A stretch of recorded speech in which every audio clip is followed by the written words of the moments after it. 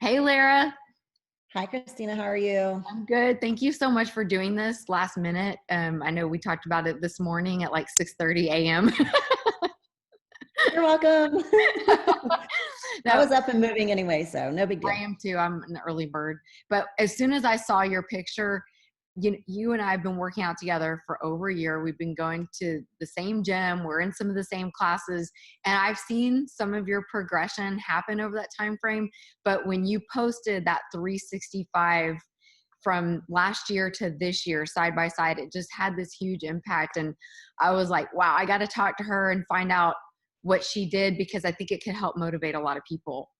Oh, thank you. Yes. I mean, even for myself, seeing that was like, wow. Yeah. And so I had some reservations, even posting the picture, because I mean, you feel very self-conscious of your before and even your now, Yeah. even how I am now. I still have those reservations and self-awareness. Um, and don't want people to judge and be like, oh, she's showing off, but it's not. It was more of, it was so shocking for me Yeah. to see that I kind of wanted to make it real, Yeah. you know? I never take, hang on, I've just clicked off the wrong screen. I never take those types of before and after images any other way than as wanting to help other people in their journey or motivating. I mean, sometimes people need that for their self accountability. Right. And so sometimes they'll post something because they know once it goes public, it's like a true commitment to Right. yourself too. Um, I was trying to see if I could pull up the picture just to show at the beginning of the interview. But if you have it, and you feel free to post it just so we can have a screenshot of it. It's Um, on my phone. I don't know how to do that. How do I add a picture? Like just, Let me see if I can share my screen, because if I can share my screen, then I might be able to. are you on your phone? No, I'm on here. I just pulled Oh, it. there it is. I just pulled it up. And I just wanted to show people, this is a year in the making. This was not overnight. This was not something that is supposed to happen overnight. I mean, a healthy and fit lifestyle is not supposed to happen immediately. It takes a lot of dedication. It takes a lot of commitment and consistency. And it's not something that people should think that is going to be immediate. Right. And I think a lot of people see results and then they immediately want to know, well, first of all, what did you do? Because I want to do the same thing, because I want to do that. But then when you tell them, this was a year, this was a commitment I made to myself, this was something that I felt really important, and it wasn't overnight. I've seen amazing changes happen in a 90-day window. Right.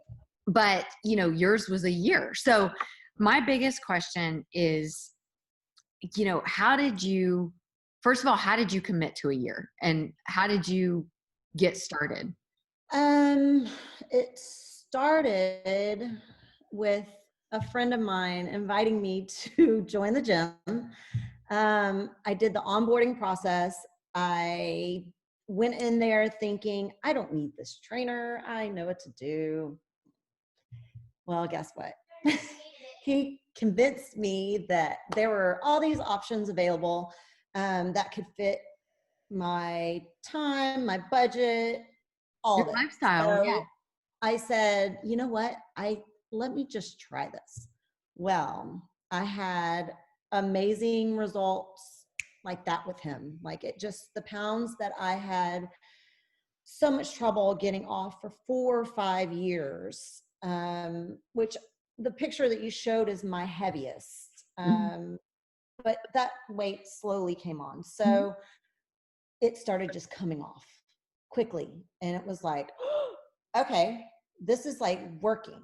This strange thing that I'm doing all of a sudden is working. So, and then once I started seeing the weight come off, kind of reignited the fire in me, like in life. And I noticed I was happier. I noticed I just felt better all around. Like I was in a better mood. Yeah. My family really benefited from that. That's fantastic. So, I love hearing that.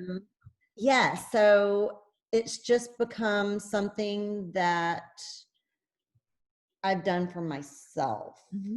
And in turn, it's benefited more than just me. Yeah, absolutely. How much? So that's why. Go ahead. Sorry. I was That's just okay. going to ask you, how much of that would you attribute to training versus nutrition? And maybe that changed at different stages depending on where you were in your journey. But like initially, it sounds like the training was key.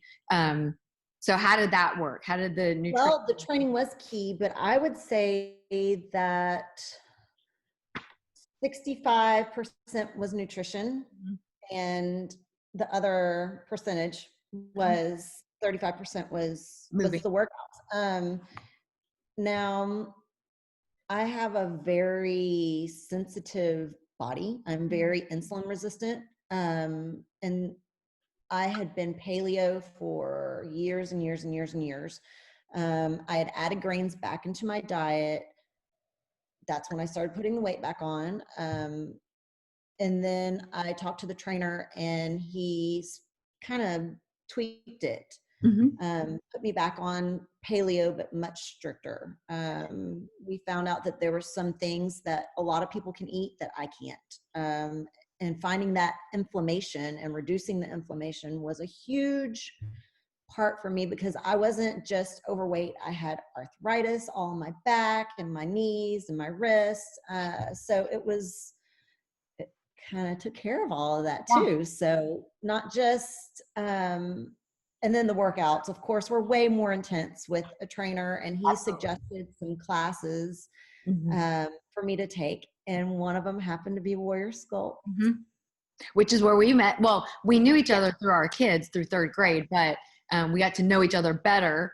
And Lara and I would sit, or actually we have a mat together, and the room is heated to about 85 degrees. By the end of it, it's close to 90 degrees. I think we end up at 88, depending on how many people are in the room. But we would just make faces at each other and try to motivate each other and try to stay in there, because it is a really intense, tough workout. Yes. So things like that. You can't work out away bad diet. That is absolutely true. I tell people that all the time. Like, I love that you're saying that, because there are things that it doesn't matter how much you work out. If you don't have the nutrition component, it just won't happen. You can't work hard enough to get it off without the nutrition component. And then one thing that may work for some people just doesn't work for another. I'm not putting one or another above anything.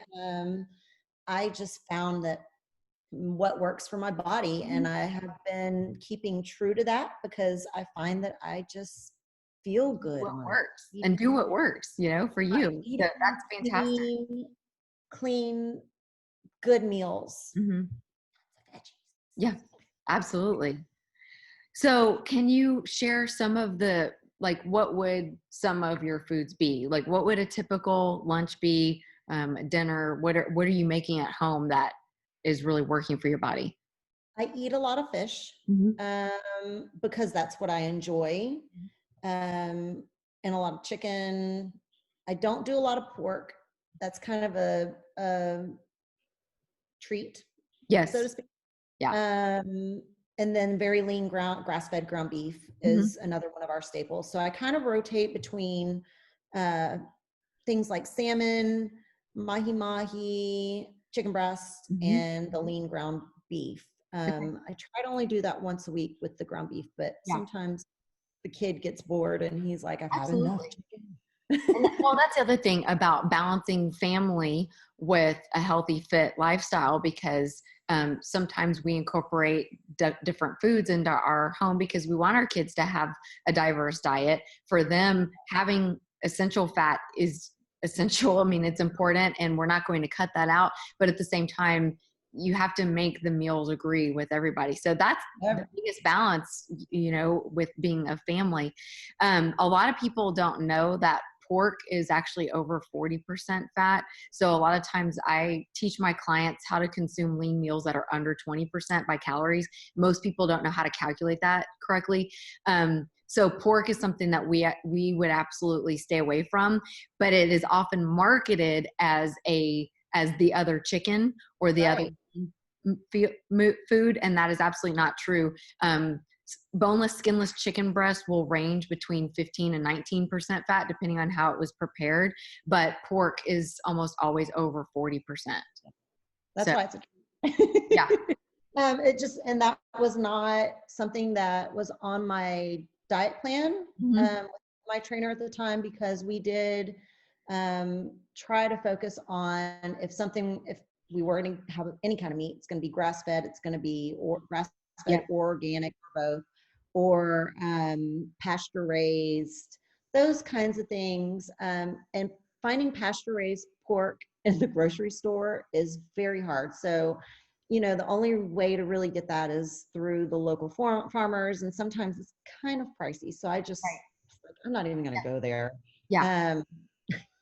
So, and veggies wise, I try to eat, I love spring mix.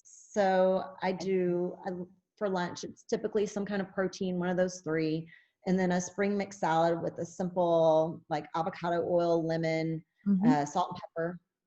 Not anything too fancy. But still delicious. That's the thing. Still delicious. I love, that's one of my favorite lunches, even grilled shrimp, because it is delicious. So even though it's lean and it's healthy for you and it's good for you, and you've got the balance of those macronutrients in there, it's still delicious. And a lot of people don't realize that you can eat delicious food and still lose a ton of weight. Oh, yeah. Yes. So sometimes I'll put avocado in my salad, depends on how I'm feeling that day. Sometimes it's olives.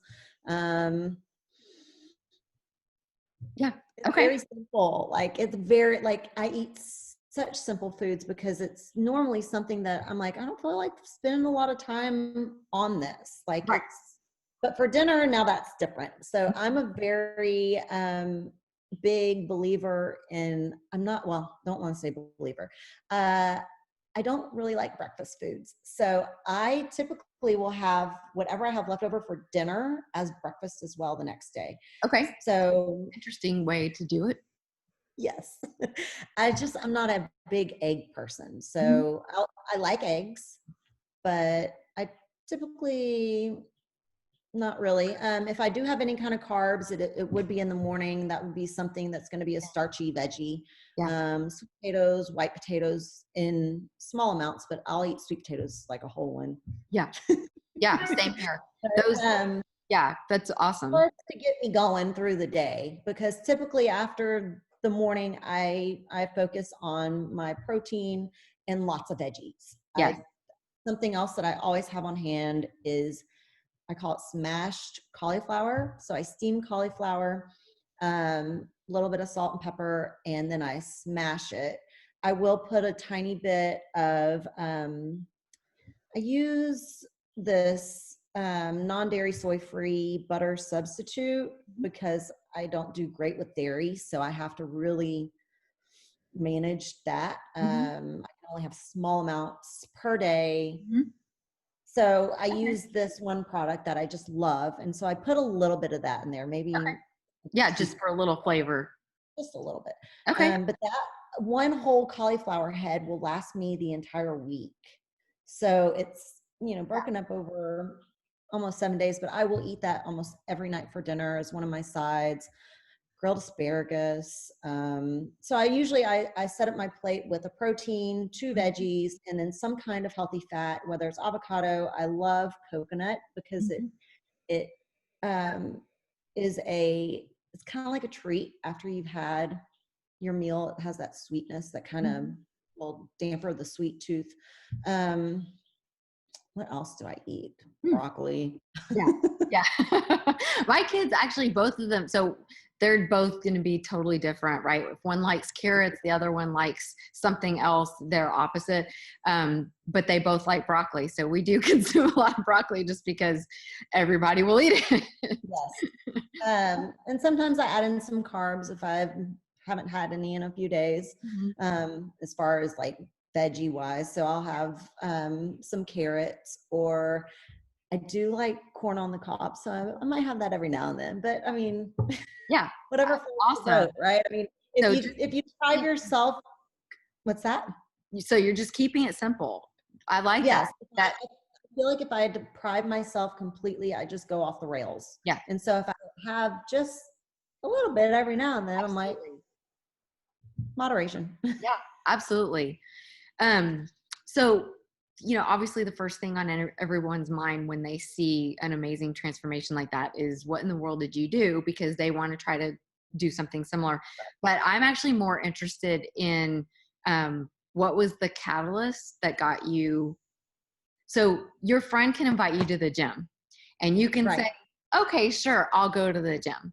And you can decide, sure, I'm going to try this for a week or two and I'm going to see if this thing works. But to stick with it for a year, when you've had that kind of journey, there has to be something deeper that's more meaningful. That's like, this is why I'm doing it and nothing is going to stop me. Like nobody is going to stop me. And I work a lot with my clients on mindset because they have to get to that point. Otherwise, we're not going to make it through 12 weeks. So I want to know, what was your catalyst? Like, what was your bigger, like, I'm doing this? My bigger picture has always been just how I feel. I've had some history of depression in the past. I lost my father 2 years ago, and that just was kind of a downward spiral for me, because it was so sudden and unexpected. And he was very unhealthy and did not treat his body right, and that finally caught up with him. And I don't want to be like that. I want to be around for my kids, or my kid. I have one kid. I have a lot of fur kids.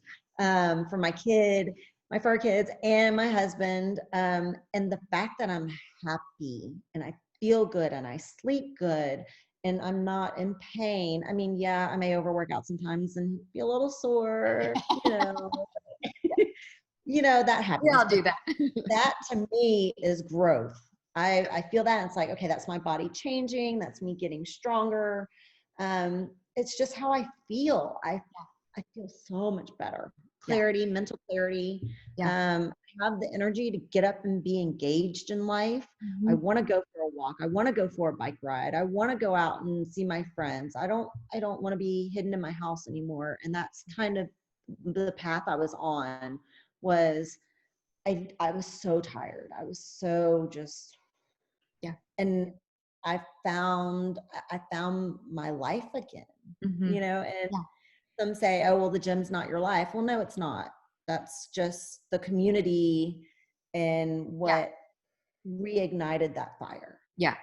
That makes so much sense. Cause I go and I just can't help but have a smile on my face, anytime we're there, because it's a great environment, a lot of positive people. I think it's really important to surround yourself with a lot of positivity, and that's a great place to do it, Sorry, my computer's about to die, and so I had to go get the charger. I'm sorry. No problem. I was like, can you still hear me okay? Yeah, you're fine. Okay. So how do you deal with self-doubt? Like, how do you deal with self-doubt, or when the workouts are hard, or on the days when it becomes consistent? Because, even as somebody who's been on a fit lifestyle program for over 19 years, I still have some tough days. I think everybody does. If you're human, you've got a tough day every now and then. So how do you deal with self-doubt or those tough days when you're just not quite feeling it? I take a rest day. I do too. I'm very big on that. Yeah. I think it's important to listen to your body and to learn your body. Learn what makes your body feel good. Learn what makes your body not feel good. Did you overdo it at the gym yesterday? Well, guess what? You're going to be sore. Yeah. Learn the things that work for you. And if you're too sore, don't go. Yep. Yeah. That's, I mean, I think that's and for great me, advice. that's just how I've dealt with it. As far as doubt goes, I've had those days where I've been in the gym and my trainer came and asked me, "How are you feeling?" And I'm like, "I am so tired. Mm-hmm. I don't know if I can get through this workout today." And he's like, "Okay, so let's readjust. We'll do something other than what was supposed to be planned." Yeah. Something really different. Yes, to help your body heal and, Mm-hmm. use the energy that you have wisely, because I know that you have more than just Yeah. this workout to do for the rest of your day, Right. But there were days when I was working with him and it was not excruciating, but I was just exhausted. So it was one of those things where we just readjusted, did something different. You don't feel your spry, young, healthy Mm-hmm. self that day. Find something low impact. Go for a walk, get outside, get some fresh air. It sounds like, he invited you to the gym, or somebody invited you to the gym, and you found this trainer. You had somebody in your corner. You had an encourager. You had somebody who knew what they were doing, a professional. You were definitely a priority to that person.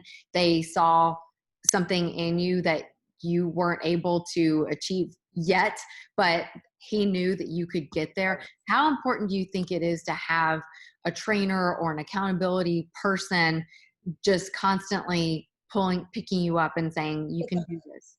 It's a must. It's a must. Most of my weight loss happened in 90 days. Mm-hmm. Um, but since then, my body has changed a lot since those 90 days. I've put on a lot more muscle. I've toned up some more. I figured out if I kind of go too far one way, I can notice it. And it's like, okay, I need to tighten up my diet, Mm-hmm. maybe do a little more high intensity, Mm-hmm. not just lifting. Right. So I learned those things from him. If I had not spent that time with him, I wouldn't have learned my body Mm-hmm. in that way, because I went in thinking, I know how to do this. Not after having kids, your body changes. It does change. So I think that having a coach is a trainer, someone like you. Mm-hmm. Yeah. Somebody Um, that's going to just, they put their all in it. They want your success just as much or more than you do. Absolutely. And so that was it. That was the thing that changed and then led me on the path of success for the Yeah. rest of, I said 90 days. So that was 3 months for the last, what? Yeah. That's amazing. So, did you continue to work with that trainer the whole time, or did you just worked with him primarily for 3 months? I worked with them for 3 months. But I took the diet and the exercises that he, Yeah. Those became lifestyle habits that you could then continue. And you had the, you had the knowledge and you had the ability to continue on your own based on what he had taught you. yes. Okay. And Awesome. that was a game changer for Yes. me. Just the ability to be able to make it into a lifestyle. Yeah, absolutely. I've learned so much in the last year about my body, Mm-hmm. and how it works. And that would have never happened if I didn't have someone guiding me Mm-hmm. that knew what they were doing. I could have done all the research in the world and still not figured it out, but Yeah. Yeah. it was That's critical. awesome. So, what are some of the things like during those tough days? Okay. So think back to when it was painful, when you had arthritis, which, by the way, when we have pain, it is very hard to continue to move. It's hard when your hips hurt and when your knees hurt and when things hurt. It's hard to lift a weight, to put one step in front of the other, to tell yourself it's okay, I'm going to work through it. And there's also a difference between soreness and real pain. And real pain is something to stop and pay attention to.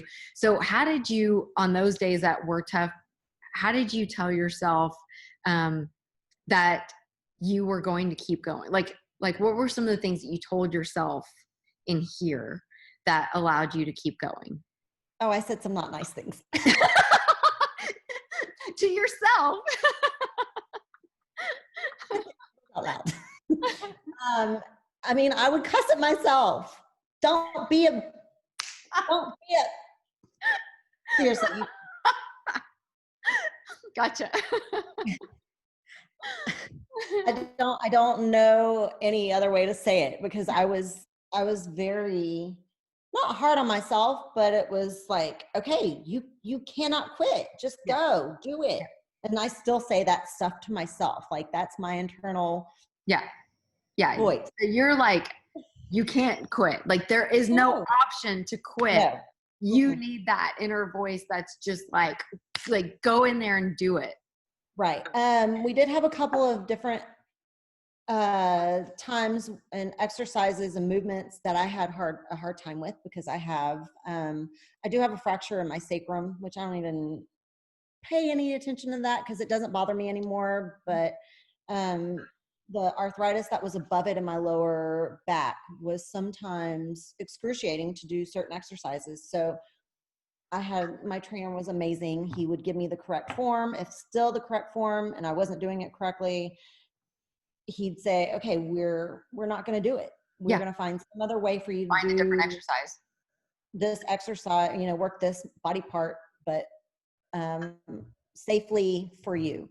That was another reason having someone along the way was very important. And then sometimes that area needed to be strengthened. And so my main thing, so the one exercise is the single leg RDLs for me, Romanian deadlifts.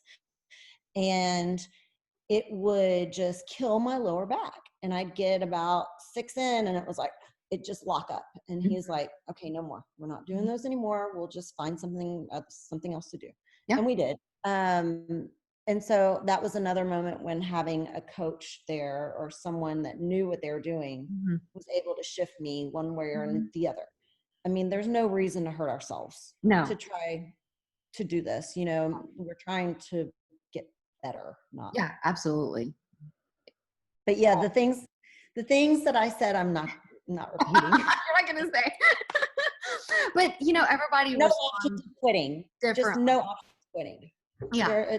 It didn't, it crossed my mind, and then it was like, really? You're going to quit now? Like, everybody is different with how they respond to the language that's inside of their mind.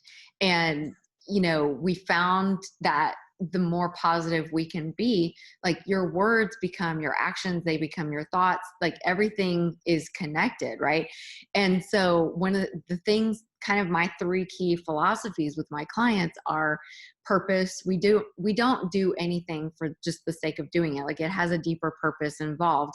And then we do our meal planning, we do our weight training, we do our workouts with intention, and then balance. So the balance of life is, I'm going to have pizza with my kids sometimes on a Saturday. And of course, I'm going to have ice cream as a dessert if I really want it. I'm going to have that, couple of glasses of wine a week. And that's the balance of life. And so those are the 3 core philosophies that I really try to stick to. But the one thing that I really kind of focus on a lot with people is what goes on between here and here. So a lot of people don't believe that they can do something yet. They have to get into it a certain amount of time. And like you said, see some results, and then those results become, it's like a cycle, and it becomes self-motivating. And then, on the days when motivation fails you, then hopefully that discipline kicks in and it gets you the rest of the way around that cycle. So I was just curious, but everybody responds differently to different things. I really like positive images, Yeah. positivity. Like I want to see where I'm going. I Yes. want to know the end result so that I have something to aim for. Mhm. But, I mean, I could totally see where there's no option to quit because I have that philosophy for other things too. Like there's just not an option. I'm gonna do this workout today.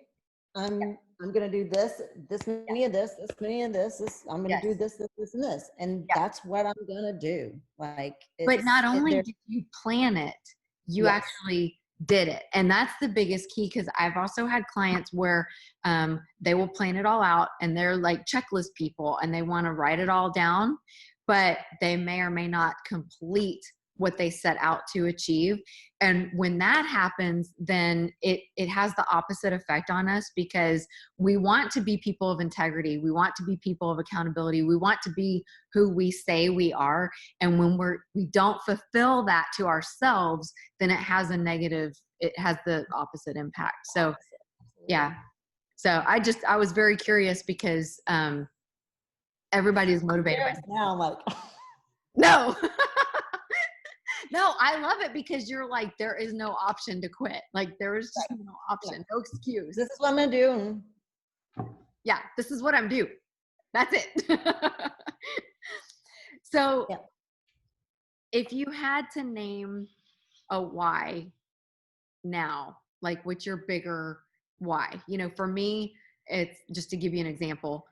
It's more about longevity, motivating others, wanting to set an example for my family. There's a lot of whys. The bigger why is probably deeper and more about how I feel about myself as a person. But if you had to name like your big why, because you're not stopping. I mean, it's been a year now. You've made this transformation. You're still going. You're not done in your journey. You've just Right. made a tremendous progress so far. So what is your why now? My why now would have to be, um, I just love it. Mm-hmm. Yeah. It's my passion. It is my passion. It brings fire to my life. It brings excitement. It brings energy. It brings a community. Um, Longevity is a big one as well. And I want to lead a great example for my son. Mm-hmm. My husband is also very into being athletic. Mm-hmm. He has always been. I was the one that went off the rails for a little bit after I had my kids. So, but my biggest why is the fire and the passion that has Mm-hmm. brought to me. It's just ignited, and Yeah. I'm just excited about it. And I do love helping and motivating others Mm-hmm. with my story because anybody can do it. Absolutely. You may have excuses, but there's always a reason. There's always something around it, a way to work around it, Yeah. to make it work for you. Do you Yes. have to go work out for an hour and a half a day? No, you don't. I mean, Yeah. it's I found that a it, lot of the biggest hesitation for people is two things. One, it's fear because either they don't know how to get started or they don't know that they are capable of completing something themselves. So it's that fear that I'm going to fall short. And then the second thing is they don't want to waste their time. A lot of people have tried so many different programs and fad diets and just a lot of basically over popularized things that may or may not work for them, and they don't want to waste their time. They want to do something that not only has had results for somebody else, but they know will have results for themselves. And unfortunately, they don't know necessarily until they get started that they can stick with it. right. And the gym is very intimidating. I It mean, can there's be, all these fit absolutely. people in there, and there's all these machines that Yes, look like torture contraptions, right. And and they're so it's all in different scary. places that you don't necessarily know how they're organized or arranged and why. And I can totally see why the getting there is hard. But then that's whenever you reach out for help. Yeah. And like I found at the gym that we go to, at least, people there, the people that work there are so willing to help you that Yes. you ask them a question and they're more than happy to say, okay, Mhm. well, this is how this works. This. Yes. So even if your clients are working in a gym and they see a piece of equipment that they're interested Mhm. in, I mean, just Yeah. ask them. And it's I especially love at our meeting gym, there's people. all kinds of people, even not Yeah. even the trainers. You can go up to Yeah. some other guy Absolutely. like, hey, do you know how to work this? Yes. Can you show me real quick? But Yeah, yeah, I'm always new I'm members. one of those people, I'm not shy about going up to somebody in the gym and saying, what is this? Yeah. How does this just start you using that? What Yeah. is it? That's awesome. I Um, love meeting new members at the gym because, especially in classes, because they'll, like, I've taken that class a million times. And so then they'll say, what do we need? And then I love helping people get set up because then they feel confident to start. I think that we could all be encouragers, whether you're a trainer or not. If you're just somebody that's a member and you see somebody that kind of looks lost, like, just go and help them out,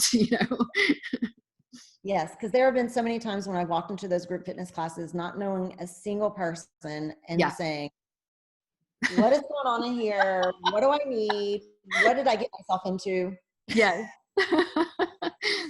Yes. Like, for sure, with the first time that I ever did the class that we did together, that was one of the most intimidating moments because the lights are low and it's Oh yeah. hot. Like, Yes. That was intimidating. I had done Bikram yoga. So what we're talking about, if y'all are just listening and we're talking about this class, it's called Warrior Sculpt, which is a lifetime gym format, and it's a heated yoga. It has cardio, it has weights, and it has yoga. It's kind of a hodgepodge of everything, but the room is heated to 85 degrees. But I had done Bikram prior to moving here, and that room was either 98 or 102 degrees, and it's 90-minute yoga. I did this before kids. I didn't do it all the time, but I at least knew how to prepare my body for a heated experience, which is very different than being in a nice air conditioned room, perfect conditions, and you're working your tail off. absolutely. Yeah. For that one, and then like, even if like I'm huge, I love spin.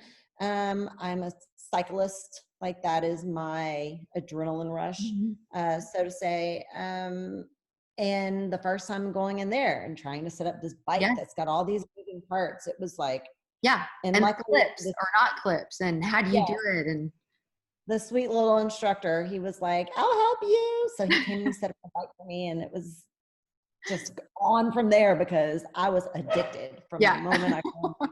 Oh my gosh. That's how I felt about Strike. I was totally addicted Oh, after that. Strike is a MMA style fighting, cardio kickboxing.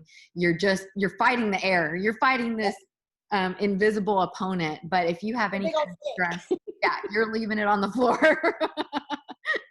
That one's fun too. That's a Yeah, real cardio crusher yeah. for sure. I love it. Like that's my addiction.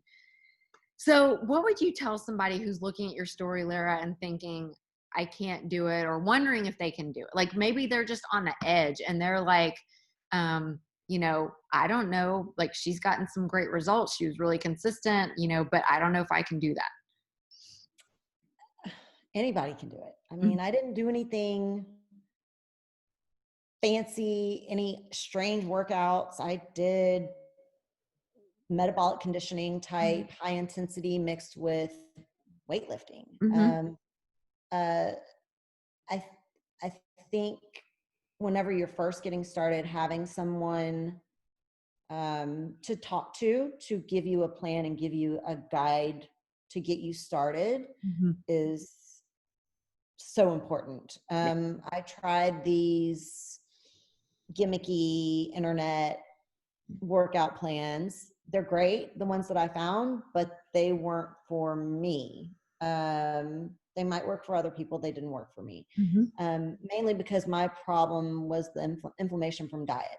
Um, Now, maybe if I had known to change my diet and tried those, maybe it would have worked. I don't know. But having that guidance Yeah, and just asking someone, asking for help, absolutely. Yeah. That is key. Mhm. Don't Don't be shy. ask for help. We all need it in different forms throughout our life. There's nothing to be embarrassed about getting started, Yeah, because you don't know where you could end up. And why absolutely. not? Why Yeah. not just give it a shot? I mean, that was my thinking about it. Why not just try? If it Mhm. doesn't work, it doesn't work, and Yeah. I'll move on to the Yeah. next thing. But guess what? Yeah. I'm gonna try. So Cool. Um, let's see. I'm sure I'll think of others. What else do I want to ask you? What is something that we haven't talked about that you think is important for people to know? Like one of the things that you mentioned was having a guide. In my program, I do like 50% of it is the nutrition component, and about 50% of it is the working out. We start with the nutrition program from day one, and I tell everybody to give themselves like 2 weeks to really learn it before they have it down, because they're ready. Like on day one, they're like, all oh right, yes. I'm ready. And they want to know the whole plan for 12 weeks, as opposed to, we're going to take this week by week. But I tell them, we cover nutrition on day one. We stick with it through that 12 weeks, but I tell them, give yourself a couple weeks to really master it. How long did it take you to master the nutrition component? Um, I really didn't have a hard time with it, because we took it week by week. Mhm. So I started off with a big generalized plan, and then the foods kept getting narrower and narrower and narrower as to what I could eat. Um, I guess we didn't even get like brush on this. I was doing a competition, a weight loss competition Oh, through the okay. gym. Okay, gotcha. Um, yeah, so it was a 60-day competition. And it was just for overall weight loss. It Mhm. wasn't bodybuilding or anything. Yeah. Uh, so I had a timeline. I had, I got to lose. He's trying to win. I'm trying to win. And so my diet, week by week, you can only eat soup. Okay, gotcha. No. Anyway, so it was, it was, the dieting part is hard, because at first, like you said, you're really ready to jump in, and by like week 2, you're like, I am so over this. Yeah. And so having variety Mhm. Yeah. is super key. Knowing that if you mess up with one item or one meal, just to jump back on it. Yeah. Just Don't throw the whole thing away. More than no. 90% of it is still good. Yeah. What else? I mean, for me, that's the way I look at it. It's like, but if you also don't have those things in your life and something that brings you joy, it Mhm. doesn't do anything for you. So finding the The healthy, balance. Mhm. in your case, lean meals, Mhm. um, that bring you joy, stick Yeah. with that. It Yeah. doesn't have to be, big, complicated meals. It's normally, for me, it's something very simple: a piece of Same. salmon, some salad, Yeah. and some cauliflower. Yeah. It's so That's boring, but I No, feel it's good. not boring, because I think that it takes the overwhelm away from people. And so that's encouraging, actually, because you don't want to go in feeling overwhelmed. If you just have, even if it's just 2 or 3 meals to start off with, that are balanced and they're lean and they're going to serve your body and they're going to fuel the muscle tissue so that you actually burn more calories even when you're at rest. All those things working together, just get started. I think that's fantastic. Yeah. And that's what I like to focus on mainly, or as far as my meals, are things that I know that make me feel good. Mhm. My tummy is kind of sensitive, so I do try to avoid the things that make my stomach hurt, Yeah. which is Yeah. normal, I guess. Nobody wants to be eating stuff and like, oh, Yeah. you know. But it's also funny because, like, after doing this for so many years, when I do have some of those, like let's just say I had pizza this weekend with my kids, I would immediately feel it, like the next day, and I would feel it for a couple of days. Did I Mhm. wreck all of my amazing results? No, but it's going to, that meal, because I'm used to eating so clean, that meal is going to put my body in a different conditioning process than what it's normally used to. And it's going to feel a lot different. Absolutely. And that's another big component that I learned, you know, whenever I was working out really, I mean, I still work out pretty hard, but when I was going through all the weight loss, I could feel those days where I just ate something that did not agree with me. And so it was like, oh, okay. Yeah. Can't have that now. And it impacted your workout too, I bet. Yes. Yes. Yeah. I was sluggish, not as strong. Yeah. Yeah. I just thought of something else I was going to ask you, and it just slipped my mind, but it was along the lines of, I wanted to point out something really important. So today is May 20th. You posted this image yesterday, which was the 19th. You started this May 19th a year ago, 2019. I started actually in June. Okay. That was my heaviest. And I was working out then, but I was just going to like the neighborhood gym, and I was exercising. Right. But I was still the same weight when I started in June as I was there. So technically it's been 11 months, but my point is that was my wake up call, was that picture. But the last 9 weeks, we've been in quarantine during a pandemic with COVID-19 happening at the same time.